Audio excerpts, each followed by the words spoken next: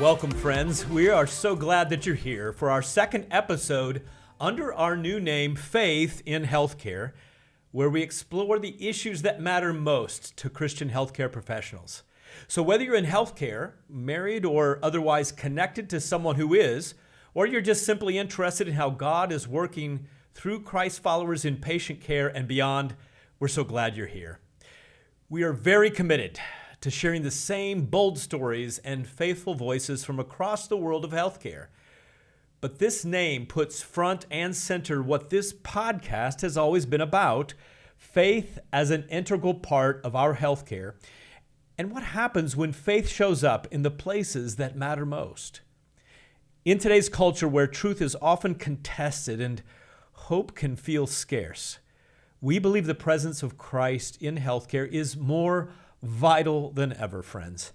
Our prayer is that this new chapter helps more Christian healthcare professionals find community as well as encouragement and purpose in the calling that they've been given. Because this community we're building together, it matters. Well, this episode today is both timely and deeply important.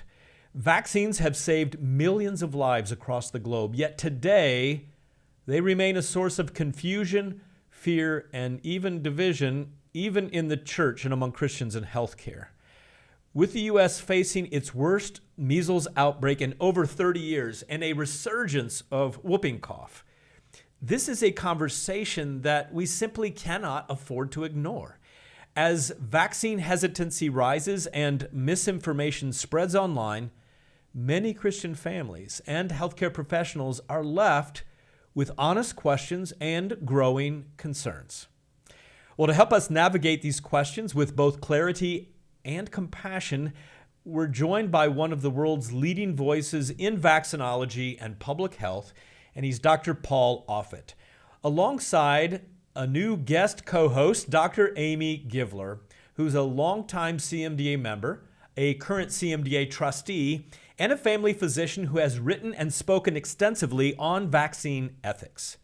Dr. Offit is director of the Vaccine Education Center at the Children's Hospital of Philadelphia, as well as the Maurice R. Hilleman Professor of Vaccinology and Professor of Pediatrics at the University of Philadelphia. He is a co-inventor of the rotavirus vaccine.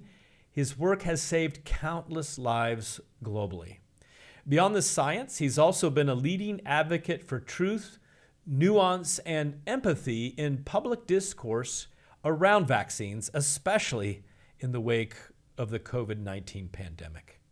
Dr. Givler brings a deeply personal and faith-rooted perspective to this conversation.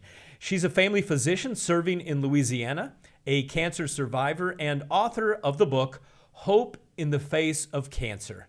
She's very passionate about equipping her patients, peers, and communities to thoughtfully engage with complex medical issues, including the science and ethics behind immunization. Together, they'll explore how faith can inform both courage and caution in medical decision-making, why public trust has eroded, and what Christian healthcare professionals need to know right now. We're going to dive into vaccine safety, moral responsibility, and how to speak to patients and communities with both humility and conviction. Now, friends, this episode may challenge you, it may encourage you, and I believe and hope that it will sharpen your perspective. So buckle up and let's dive in. Well, I want to welcome you today to Faith in Healthcare, our relaunched 6-year-old weekly podcast from the Christian Medical and Dental Associations. And as part of that relaunch, we wanted to have some very special, very influential guests on the program in the months of August and September especially. And one of those first guests that I have the privilege of welcoming today is Dr. Paul Offit, MD, who's director of the Vaccine Education Center and professor of pediatrics in the Division of Infectious Diseases at Children's Hospital of Philadelphia, which I think more affectionately is called Chupp, if I'm not mistaken. He is the Maurice R. Hilleman Professor of Vaccinology at the Perelman School of Medicine at the University of Pennsylvania. He is an internationally recognized expert in the fields of virology and immunology and was a member of the Advisory Committee on Immunization Practices for the CDC. He's also a member of the FDA's Vaccines and Related Biological Products Advisory Committee and has been involved in over 160 scientific papers plus, and is co-editor of the foremost vaccine text entitled Vaccines. So welcome to the program today, Dr. Offit. Thank you so much for asking me.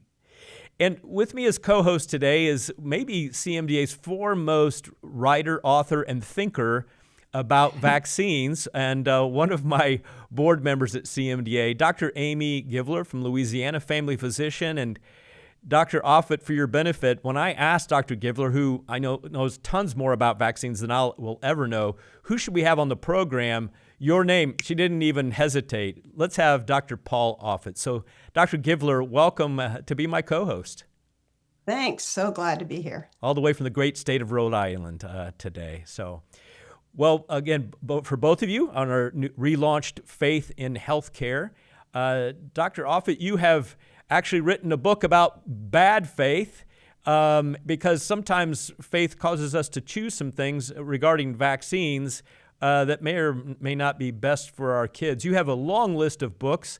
Amazing. Just the titles alone make me want to read every single one of those books that you have written. So I wanted to start off by appreciating the fact, after having done some research and talked with Dr. Givler, that you are not someone who gives blanket approval of all vaccines without studying them, that you carefully evaluate the pros and cons of the vaccines that come along, including rotavirus, which is where you really cut your teeth in vaccine development. What would you say, Dr. Offit, are 2 or 3 highlights of your many years in medicine, particularly regarding vaccine development? Well, the highlight is that I was fortunate enough to be part of a team at Children's Hospital of Philadelphia that created the what became the vaccine Rotatech, which is a rotavirus vaccine. Rotaviruses are a cause of fever, vomiting, and diarrhea in children 4 months of age. In this country, the virus causes about 70,000 hospitalizations from severe dehydration, between 20 and 60 deaths a year from severe dehydration. But in the world, it causes about 2,000 deaths a day from severe dehydration, causes about 500,000 deaths a year. It was, before there was a vaccine, the most common killer of infants and young children in the world. And so I was just lucky to be part of a team that included people like Stanley Plotkin and Fred Clark that created the strains that became that vaccine. That was a 26-year effort. What has been the most challenging time in your career to date, and why was that the most challenging time for you personally? That's an easy answer. The most challenging time is now. I've just never imagined that there would be such a backlash against vaccines. I think that I think at the heart of it was the COVID pandemic. I think that really unleashed what was a sort of a simmering anti-vaccine sentiment. And I think there were sort of 2 reasons. In 2020, when the virus came into this country and was starting to kill people, hundreds of people a day, we didn't really have anything in 2020 until the end of the year. We didn't have antivirals until October. We didn't have monoclonal antibodies until November. We didn't have vaccines until December. So what did we have? All we could do was try and restrict human-to-human contact for a virus that was spreading asymptomatically, meaning anybody you came in contact with could potentially be shedding a virus that could kill you. And so what did we do? We restricted travel, we closed business, we isolated, quarantined, masked, social distanced. And I think that was seen by a decent sized segment of this population as overreach, as government overreach. That was sort of step 1. I think step 2 was the following year. We had a vaccine. by December of 2020. But in 2021, if you didn't have your vaccine card, you couldn't necessarily go to your favorite bar or restaurant or sporting event or place of worship. You may be fired from your job. And that too was seen as massive government overreach. And I think we kind of leaned into this libertarian left hook and we're feeling the punch now. And it's extended not only to COVID vaccines, which I think have suffered the worst in this, but I think really in some ways all vaccines. Yeah, I've loved what vaccines have done for health for 40 years since I've been a physician. And I remember very early in my career, actually in my residency, I stayed up all night with a child with Hib meningitis and saved that child's life, but that he had brain damage. And I just remember thinking, oh, how sad that was. And then 1 year later, while I was still a resident, the vaccine came out. And I just thought, okay, this is it. I am sold. Vaccines are the way to go because preventing disease. But unfortunately, when you prevent a disease, the parents who would be so appreciative for you, taking care of their child never knows that you had anything to do with it. So, and I remember, just going back, one more thing on the 2020, how scary that time was. When that virus came out, I thought, is this going to wipe out the planet? Is this going to be a post-apocalyptic story? And no, nobody knew. We didn't know. And I just thought, oh, when a vaccine comes out, everyone will see the value. They will say, oh, now we understand how important vaccines are because they've saved so many lives. And somehow that didn't happen. Do you have thoughts on that? I had the exact same thought. When that vaccine came out, I thought this, if anything, will severely weaken the anti-vaccine movement because here it is. I mean, often people in the anti-vaccine movement would say, give me a pandemic, all right? Because none of these things that we're preventing now are all that big or all that big of a deal, which was obviously wrong, but nonetheless, that was what they said. Now you had your pandemic. I mean, 7 million people in this world were killed by that virus, more than 1 million in this. Dramatically lessened your risk of dying if you got this vaccine than if you didn't. And very quickly, 70% of the country by July of 2021 had been vaccinated, but 30% chose not to. And an estimate by the Kaiser Family Foundation was that about 230,000 people basically chose to lose their lives by not getting this vaccine. And you're right. I thought this will change things. And if anything, the opposite happened. So I'm as surprised as you are. Yeah. So I try to put my patients or people I'm talking to at church or in the community into three buckets. I'm thinking the people who just don't know, like a new parent doesn't know about vaccines, wants to ask questions, but is, definitely on the, just needs information. And then secondly, somebody has some hesitancy because of what they've read or whatever, but they're not firm on one way or another. And then third, the activist, the anti-vaccine activist, I would call. And I love this quote from April from your Beyond the Noise blog, which I recommend to people. It's a great blog. But you said, today's anti-vaccine activists are lawyer-backed, media-savvy, and extraordinarily well-funded. So I know I've heard you discuss vaccines with the vaccine hesitant, and I appreciate your informative and yet, sort of persistent, fair and balanced approach. But is there any value in countering the truly vaccine activist? Well, see, I'll take a step back for a second. I do think we ask a lot of parents in this country. We ask them in the first few years of life to prevent 14 different diseases with vaccines, which during that period of time can mean as many as 25 inoculations. It can mean as many as 5 shots at one time to prevent diseases that most people don't see, using biological fluids that most people don't understand. So I would be surprised if there wasn't some pushback. And you're right. I think that the way that you categorize it into those three groups is exactly right.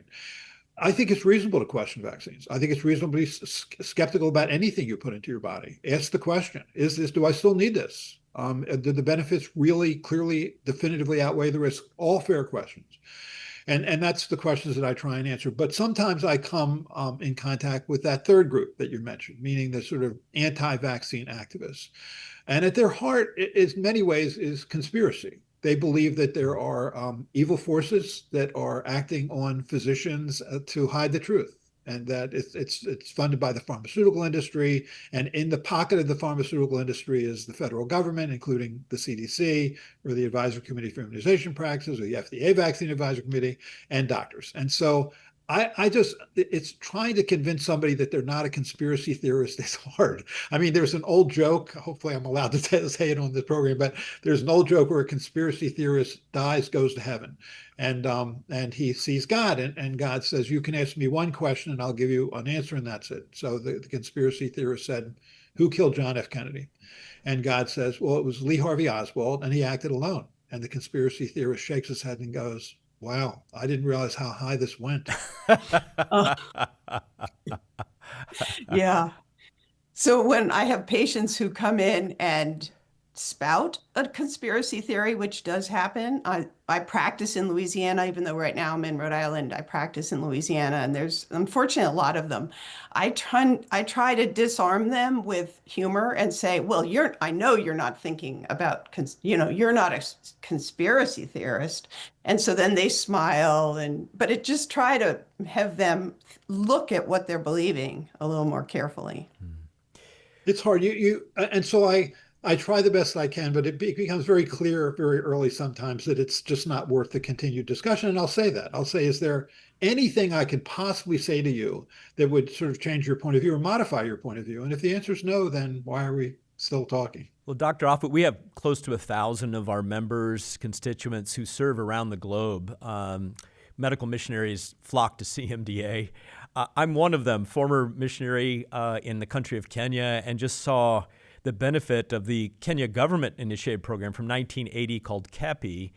And, one of the disadvantages, I think I've read in something that you wrote, that vaccines have become maybe victims of their own success, that over time, without these diseases, it seems like it's no big deal. But I think the advantage maybe, I put that in quotes, the advantage of the developing world, majority world, is that it hasn't been that long ago when pertussis, diphtheria, lots of tetanus was around. And at the hospital called Tenwick Hospital, where I was for 20 years, early days, some whooping cough, but then gone by the end of my time. And just, it was so clear the results of the KEPI mobilization of vaccines.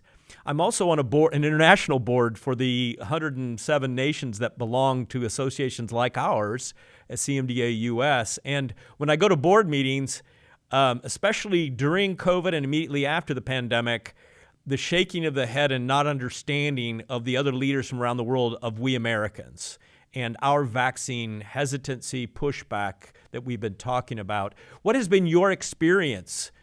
Because you're an international player, influence, researcher, what has been you seen in terms of leaders from other countries and the perspective on vaccine hesitancy? I think you sort of put your finger on the heart of it. You have a measles outbreak right now. Now we eliminated measles from this country by the year 2000. Now hundreds of thousands, millions of cases still occur from measles in the world. There's about 150,000 deaths from measles every year in the world, and so in many areas of the world where measles is still fairly common, it's not that hard to get people vaccinated, other than say the fact that they're in a war-torn community and it's hard to get them vaccinated. But I think it's not only in this country that we largely eliminated measles, we eliminated the memory of measles. I think people don't remember how sick that virus can make you. I mean, I'm a child of the 1950s, the early 1950s. So like all children who were born in the early 1950s, I had measles. And at that time, before there was a vaccine in 1963, every year there would be about 3 to 4 million cases of measles in this country. There would be 48,000 children hospitalized with pneumonia, severe dehydration, or less commonly, encephalitis encephalitis, inflammation of the brain, a quarter of whom who had encephalitis would be left permanently blind or deaf. And then there was a consequence, and I've seen 5 of these cases, and you know what I'm about to say. The chronic measles infection of the brain, child gets measles, recovers, then 5, 7, 10 years later, because of this chronic measles of the infection of the brain that has the long name subacute sclerosing panencephalitis, has a gradual deterioration in handwriting, a gradual deterioration in personality, and then ultimately sort of devolves into this vegetative state from which there is no escape, and ultimately they die. I've seen 5 of those cases. There's nothing you can do other than stand back. The only thing you could have done was prevent it with a vaccine. But I think vaccines, as you note, are a victim of their own success. I mean, my children, not surprisingly, are fully vaccinated. But did I ever imagine they would really get any of those diseases? No, sort of too horrible to imagine. And I think we live in this sort of state of kind of blissful ignorance that we're invulnerable when we're not. And it's interesting when you talk to some of these parent advocacy groups, meaning that advocate for vaccines, like Families Fighting Flu or Meningitis Angels or National Meningitis Association. Those parents all tell the same story. They say, I can't believe this happened to me, until it happens to you. And then they just courageously feel, okay, I was put on this earth for a reason, and my child has suffered or died from this infection. And so I'm going to convince people about how important this vaccine is and how deadly this disease can be. And God bless them. I mean, for me, were I to lose a child, I would just curl up, hide under my desk, and never leave my house. But they see this as a calling. Yeah. Well, you don't know. I mean, God might give you grace to be able to be an advocate for whatever. You never know what resources you have until the time comes for you to use them. Yeah. But just bringing us back to the States, and especially the South, which is where I practice medicine, just that there's such a tension between public health and the needs of public health and the individual needs of patients. And there's just a strong sort of idea of, nobody tells me what to do, especially in the South. And America is very strong on personal autonomy, and I get to do whatever it is I want. Everyone else be, they can take care of themselves if not. Sort of survival of the fittest, Whereas public health has a different view. Public health is sort of like we're all in this together. We're in a community. So how does that get balanced? That the needs of public health and personal autonomy. I feel like I'm talking to myself. I completely agree. I said the same. That's the tension. The tension is between public health, which means caring about your neighbor, and medical freedom, which means the freedom to do what you want, in some ways, independent of how it affects your neighbor. I remember there was one moment in California. There was an outbreak in California of measles between 2014 and 2015, and then it spread to 25 other states. It involved several hundred people before it finally settled down, and it spread actually into Canada and Mexico.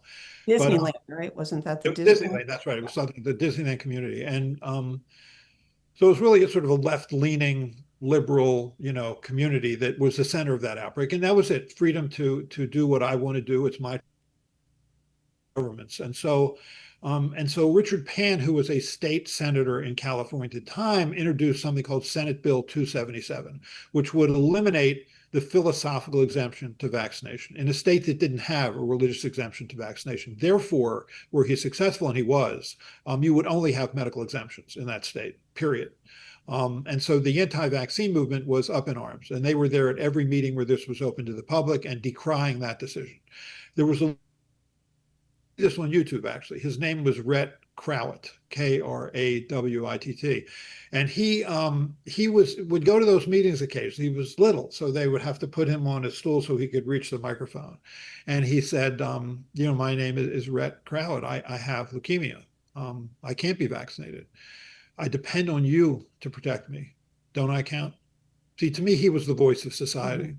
Because what you're saying when you're saying under the sort of general term, euphemistic term, medical freedom, it's my freedom to catch and transmit a potentially fatal infection during a pandemic. And And I mean, if you step on a rusty nail and you cut your foot and you don't want to get a tetanus vaccine, no one's going to catch tetanus from you. It's not a contagious disease.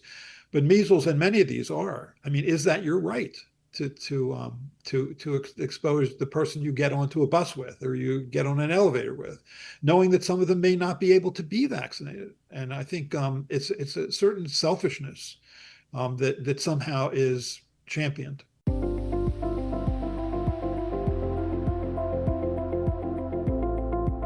Fall is full of upcoming 2025 CMDA conferences. The Women Physicians and Dentists in Christ Commission will be holding their annual conference September 4th through 7th, 2025 in Albuquerque, New Mexico at the beautiful Hotel Albuquerque, right in the heart of Old Town and the Rising Sawmill District.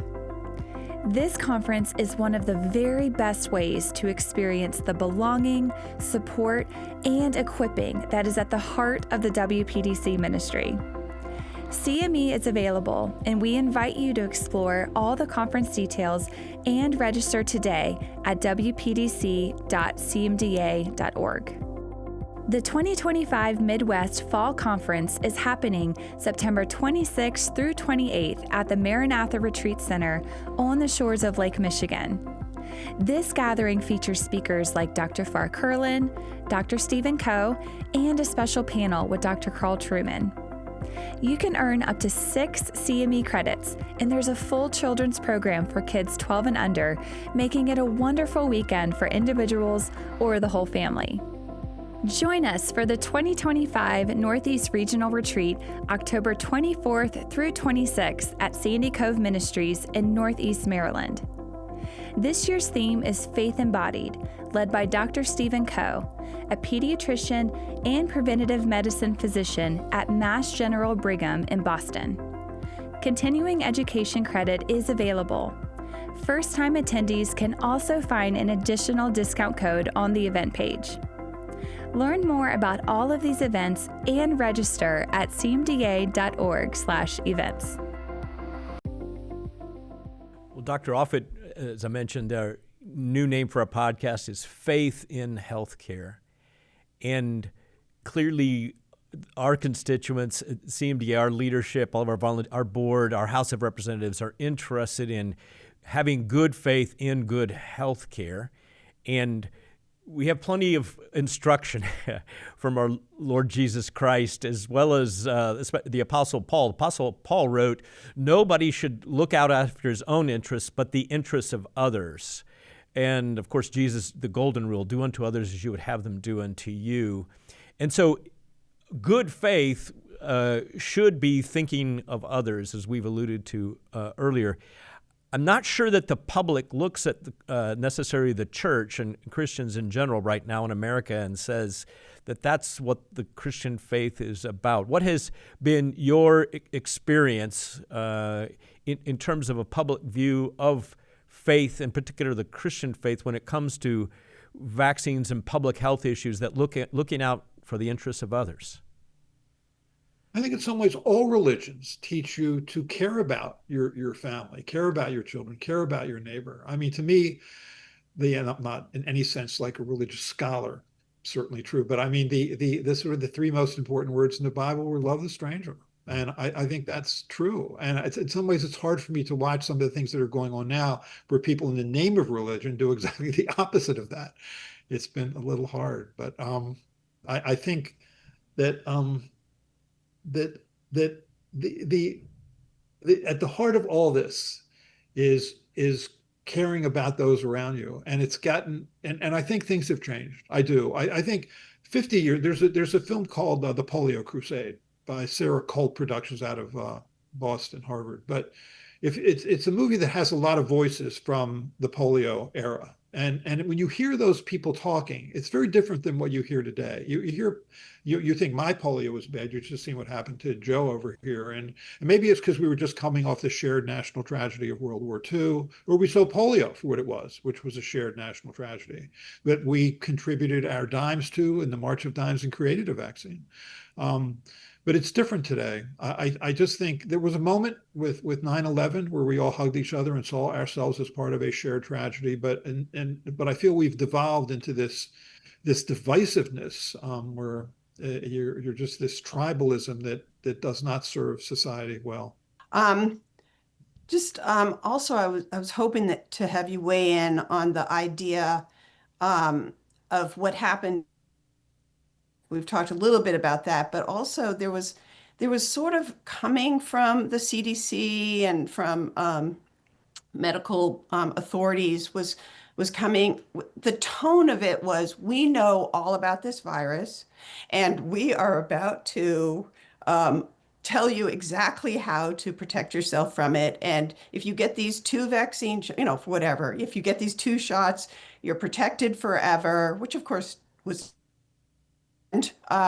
certainly protected you, but not, from getting the virus again. And so there was just sort of a tone, almost bombastic, sort of, we know more than we do. And I remember hearing you very early on saying, hey, wait a minute, we actually don't know that. We've got to study that. That's going to probably be about 5 years before we know the answer to that question. Looking for evidence-based, not just what we hope to be true. And so I really appreciate that humility. So, but I think especially in the South, my patients felt like, we talked about government overreach, in this way too, where it was sort of, here's this medical authority saying something, and then 6 months later, oh, no, we were wrong. Well, actually not we were wrong, but here is the thing now. And then if you compare it, it's different. So I know that you tried to warn people, but what would you do anything differently now? First of all, you're exactly right. I think that in those, especially the first few years, we came off as a little dictatorial. Do this, do this, because we're follow the science. And I think what we didn't explain well was you learn as you go. You don't know everything at the beginning, and you have to be open-minded to that.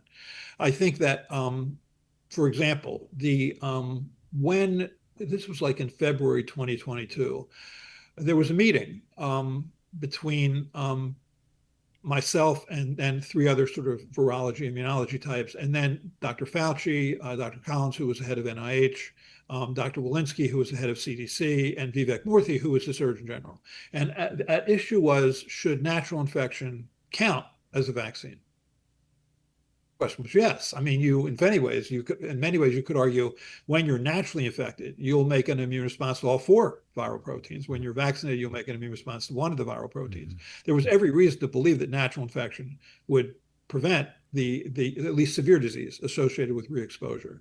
That conversation should have happened in public. It should have been for all to hear that discussion, and a lot of these discussions should have been in public. I think that this recommendation, which we are going to get away from, of having a yearly vaccine for everyone over 6 months of age, is really at variance with what virtually every other country in this world is doing, which is target high-risk groups, those most likely to be severely ill. But the biggest mistake we made was, this is a short incubation period mucosal infection, like respiratory syncytial virus, like rotavirus, like influenza virus. You're not going to be protected against mild to moderate disease for long. You'll be protected for about 6 months after a natural infection or immunization. And there's every reason to have known that then, knowing what we know about short incubation period mucosal infections. By incubation period, I mean from the time that you're exposed to when you develop symptoms. You knew that wasn't going to last. But what happened was, in 2021, when you just had a vaccine, you were 12 times more likely to be hospitalized and die if you weren't vaccinated than if you were. And so I think there was a pressure in some ways to overpromise that vaccine. That, look, if you get this vaccine, you're going to dramatically decrease transmission, which wasn't true. You would decrease it somewhat, but certainly not eliminate transmission. You would, that you weren't going to, you would certainly clearly lessen your incidence of mild to moderate disease for about 6 months, but not much after that. And you would certainly dramatically decrease your chance of being hospitalized or dying, but not eliminate it. And I think what happened was, people would get vaccinated because they believed they were forced to. Then they would have a moderate illness 6 months later, 8 months later. you're home, you have fever, you have chills, you have coughing, you're thinking, these people made me get this vaccine and now I'm still sick. They lied to me. Mm-hmm. And I just think we should have reduced expectations or been more honest about what you could reasonably expect. And we didn't do that because we really wanted to make sure people got vaccinated, because the hospitals were overwhelmed. I mean, I work at a children's hospital, not an adult hospital where, it's you're much worse off if you're, say, over 75 with this illness. But we had 3 floors of COVID. We had nurses wearing bandanas for masks and garbage bags for gowns, and we canceled elective surgeries, and we were making hard decisions about who could or couldn't come into the ICU. And so you could see where the tendency was to dramatically promote vaccination at some level and oversell it. And I think we suffered that. Yeah. But Dr. Offit, as a follow-up question, I still am in meetings, both U.S. and international, where I hear people making statements like, well, there really, at the end of the day, when we look back, there was no difference in hospitalizations and severe COVID. And I shake my head, because it seems to me, at least my perspective, is that there was a huge difference, and you've alluded to it several times, a huge difference in severe COVID incidents and deaths, ICU, respiratory, ventilators, the whole 9 yards. You say that's absolutely not debatable anymore, that you're convinced that the vaccines did so? Because I can't believe I keep hearing people say, oh, no, it's really a cover-up. That's not really true if you look at the data. So the vaccine probably saved 3 million lives, is the estimate. You were 12 times more likely to be hospitalized in 2021 if you were unvaccinated and die. In 2022, now you're seeing a lot more natural immunity. It was about 6-fold. You were about 6 times more likely to be hospitalized and died in 2022 if you weren't vaccinated, if you were. Now, because there's so much natural infection, virtually everybody's been vaccinated or naturally infected or both, things are more moderate. But certainly if you're in a high-risk group, which is to say if you're immune compromised or you're over 75, or you have chronic medical conditions like chronic heart disease or chronic lung disease, if you're pregnant, you are more likely to be hospitalized than someone who's not in a high-risk group, and therefore you should be vaccinated. But you're right. I just think we're living in a time that's frightening. I think we're living in a time of science denialism. That it's not just skepticism, it's denialism, where people are just declaring their own truths, including scientific truths. Right. And if you can say it convincingly, then you'll get it followers. wins the day. You get followers. And you're better funded. The misinformation business is the information business. Right. So I remember just as an aside, I remember when I was posting on Facebook every week or two all the first several years of the pandemic, and I remember when that it came out, oh well, the vaccine decreases fertility or makes you infertile. And it was so ridiculous that I didn't reply to it. And people were writing me saying, you need to reply to this. And I think, somebody just made that up. That is so absurd. I can't even think about it. But of course, it did take, root and was spread around. And the trouble with science, the scientific method, is it takes long amount of time. You have to, you want evidence-based, so you have to set up a study and whereas if you want to make up something, you can do it in 20 minutes and 1 million people can see it, an hour later. Yeah. No, that's so true. In 2009, we had a swine flu pandemic. The head of the CDC at the time was Richard Besser. And he was great. He was out in front of the public, or said another way, in front of the media, and therefore answering the public's question every other day. Here's how this vaccine is made. Here's how you can get it. Here's how it works. Here's what's happening with the disease. Here are the problem areas. It was a model in how to do it. And so I saw him at a recent meeting, and I went up to him and I said that, Richard, I think you were great. You were a model for how to do that. He said, thank you very much. I could never do it today. Social media. Dr. Offit, the Evangelical American Church just lost a giant, an icon, John MacArthur, and he was one among many evangelical leaders who pushed back against mandates, public health mandates to not meet, and at some points it just seemed that there was some differential treatment for assemblies within churches, maybe especially in California where John MacArthur pastored, versus bars and malls and so forth. Any insight? I realize this is a different realm, but any insight as to why public health-wise churches seem to be, the perception was, being picked on in certain states? I probably can't comment on that. I didn't get that sense. But again, I may not have been as in tune with what was going on, that they were being specifically targeted. I know that because my son is deeply religious and is part of a church that so I go to the church services with him, and a pastor at that service said that. So I understand that that's happening. That was really true. But again, I may not be in touch with what's going on. Right. Thank you. I guess the sort of my last big thought that I'd love you to weigh in on is that how we as physicians and healthcare professionals don't have experience with these diseases. I mean, I personally had measles when I was a kid and remember it, and had mumps and chicken pox and remember being miserable. But, doctors today don't see it, and I'm glad they don't see it. But how can we open eyes of health professionals to diseases that we want to have remain in our rearview mirror, and yet they are future if we don't protect against them? First of all, I had you down as a child of the 70s, so you definitely. Oh, no. But, Born in 58. so that's the question. I wrote a book about a man named Maurice Hilleman, who I think in many ways is the father of modern vaccines. He either did the primary research or development on 9 of the 14 vaccines we currently give to children. And so he was diagnosed with disseminated adenocarcinoma in 2004. October 2004, he was given roughly 6 months to live, and that's how long he lived. He died in April of 2005. So in that last 6 months of his life, I interviewed him extensively because he was just this amazing guy who had been a hero for me for a couple decades. And so here he's the inventor of the measles vaccine. He's the so-called Morton strain of measles vaccine, which came out in 1968. That's his vaccine.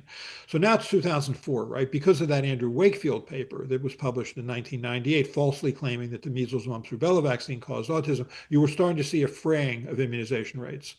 And now you're starting to see measles come back, even though we'd eliminated it by 2000. And I remember asking him that question at the time. Here's what we're trying to do. We're trying to educate people about this vaccine, educate them about this disease so that they don't have to suffer it again. Will that work? Or do we have to once again see these diseases come back in order for people to realize the importance of the vaccine? Now, this guy was devoted his life to trying to save the lives of children. And he spent a long time answering that question. He sort of looked at this. I remember it was a suburban Philadelphia, wintry day, it's January. He's looking out his back window. And then he turns back to me and he said, no, I think the diseases are going to have to come back for people to realize how important these vaccines are. And he was very sad when he gave that answer. Dr. Offit, as we wrap up this interview, I do want to have our listeners, I was able to watch a Medscape video that you did with 3 others just in the last month. On a paper, clinicians must do the work to combat vaccine hesitancy. And you had a lot of practical suggestions there in that article and in the interview that I saw online, that it does take work, but we need to respect the whole idea of vaccine hesitancy. There's really good reasons for parents. I think we were talking about that earlier on in this interview. So I want to have our listeners go to Medscape if they would like to see that wonderful interview. I wanted to ask a question that's burning in this non-primary care surgeon's mind, because I get lots of email from our constituents about various things, especially regarding the COVID vaccine. I get the AMA. I'm a member of the AMA, and I get their morning report, morning round stories.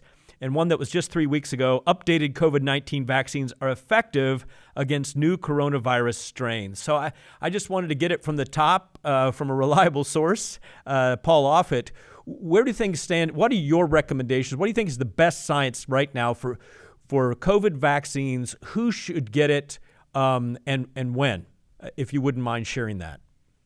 Right. So we keep waiting for this vaccine to settle into a winter pattern, which is true of sort of the other four strains of human coronavirus that circulate. You mean virus, this virus.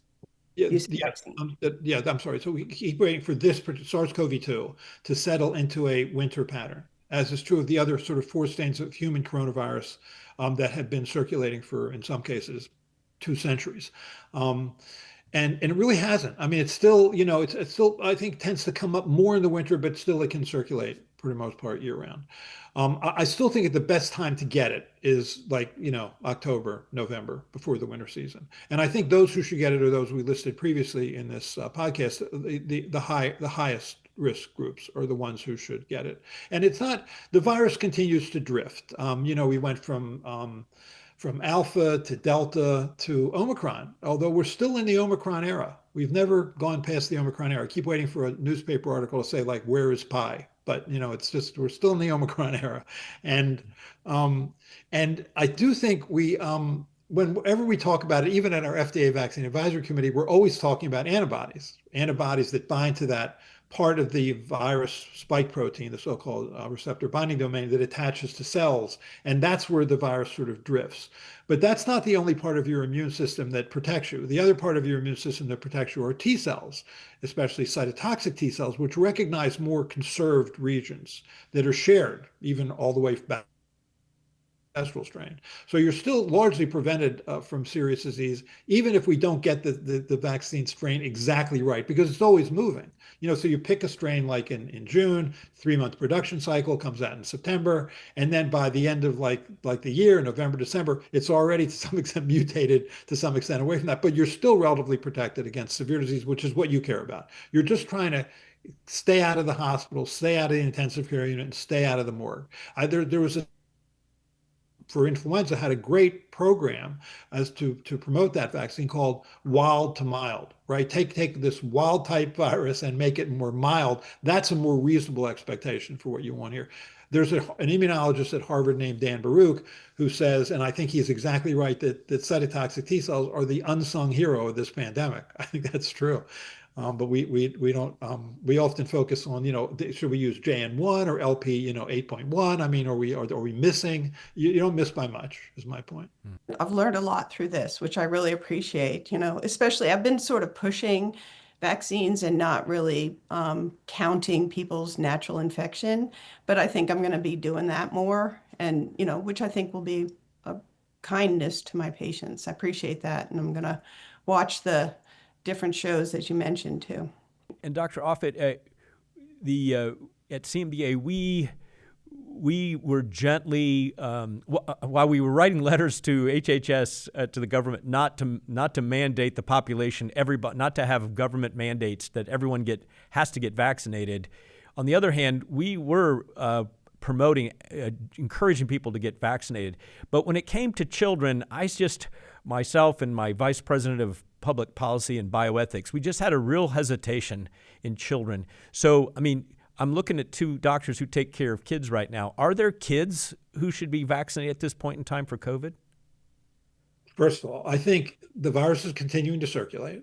When you're 6 months of age, at 6 months of age and beyond, you are fully susceptible to this virus. And so then the question becomes, is this still an important disease in children? Yes. I mean, Fiona Havers presented data in April of this year to the CDC where she said the following. There's probably about 10,000 hospitalizations every year in children meaning people less than 18. Most of those occur in children less than 4. About half are previously healthy. About 1 in 5 will go to the intensive care unit. And over the past year, 152 children died from COVID. Half previously healthy. So should you get a primary vaccine? Absolutely. And unfortunately, the immunization rate in children less than 5 in this country is only about 5%. I think that what happened recently, I know we're going to stay away from politics, but what happened recently is the Secretary of Health and Human Services stood up and in a 1-minute video on X said that HHS, is no longer recommending the COVID vaccine for healthy young children. That is directly opposed to the American Academy of Pediatrics recommendation, which has again reaffirmed the fact this vaccine should be given to children who have never had a vaccine as a primary series. And I worry that immunization rates are going to even decline further. Children, this virus is still around. It can still affect children. Obviously, children are not nearly in a risk category as, say, someone over 75, but they're at risk. And if you can prevent it safely, and you can with this vaccine, then prevent it. Well, among the numerous awards on your list that's available in your bio that our listeners can take a look at online, that you got an award for being a mentor to young researchers and scientists. And at CMDA, a very top priority of ours, that we want to be very active in the grassroots, mentoring the next generation, to be active in integrating good faith into good healthcare. So I'm going to thank you for that investment and for remaining engaged. And I hope we want any good scientist who's willing to admit when things weren't done right. We need those kinds of examples around. And I think that's the bad part when medicine gets influenced by politics, because politicians can't afford to say they were wrong because we punish them for that. But we as scientists, medical scientists, good clinicians, we have to be willing to admit when we've made mistakes and we didn't get it right. So Dr. Givler told me before we got going that she hopes she's long gone before the next pandemic comes along. What are the best predictions for when the next pandemic will come along, so Dr. Givler is aware? Well, so you had a SARS-1 pandemic in 2002, 2003. You had a MERS pandemic in 2012. You've had SARS-CoV-2 in 2019. That's 3 pandemics in the last 20 years. I think Dr. Givler is going to be alive for the next one. Sorry, Amy, for that news, but we want you to hang around for a while. So, Dr. Offit, it has been a true delight to have you on Faith in Healthcare today, and I hope we'll get you back again sometime. Yeah. That would be great. Thank you. Thank you so much. Dr. Offit reminded us today that science is always growing, and so must our humility, as well as our courage and our compassion. As believers in healthcare, we're called to stand in the tension between truth and trust, between knowledge and kindness, between autonomy and community. And in the midst of growing division, we've got to ask, how can we embody the love of Christ when addressing our patients' fears? How can we steward our influence to advocate not just for what is medically sound and legal, but also what is morally right? We're grateful to Dr. Offit for joining us today and to Dr. Givler for co-hosting this important conversation. If today's episode challenged you or gave you new perspective, would you consider sharing it with a colleague, with a student, or even someone in your church?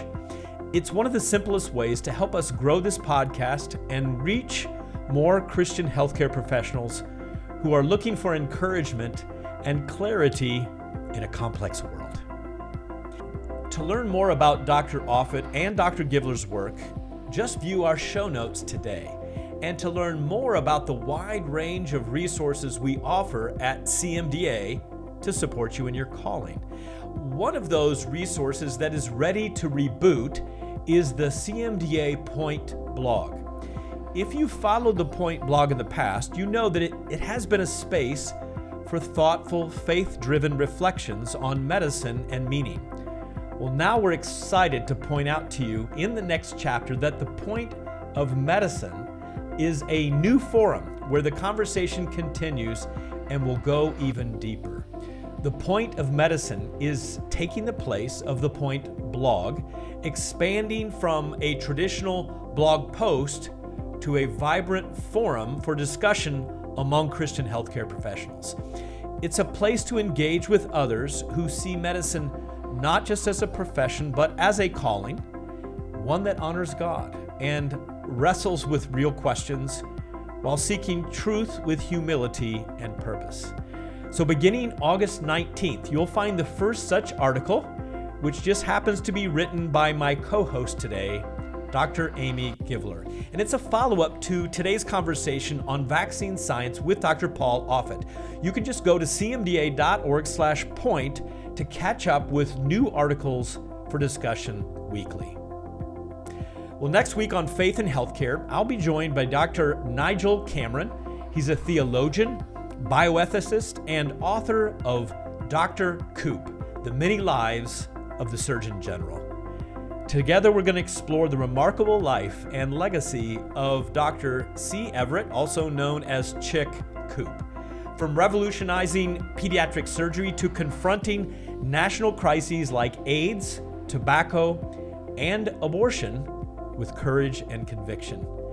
Drawing on years of research and hundreds of interviews, Dr. Cameron paints a vivid portrait of a man whose faith helped shape the course of American medicine as well as public health. Plus, there's a very special cameo that you won't want to miss from a longtime friend and leader at CMDA whose life was impacted in a major way by Dr. Coop. Thanks for listening to Faith in Healthcare, the weekly podcast from CMDA, where our mission remains the same: bringing the hope and healing of Christ to the world through committed Christ followers in healthcare. That's what matters to CMDA. Friends, as we step into this new chapter, our prayer is that each episode reminds you that you're not alone, that your faith, it matters, that your work matters, and together, we're all part of something that is so much bigger. May you recognize this week that the Lord is with you and that He is for you to do His good work.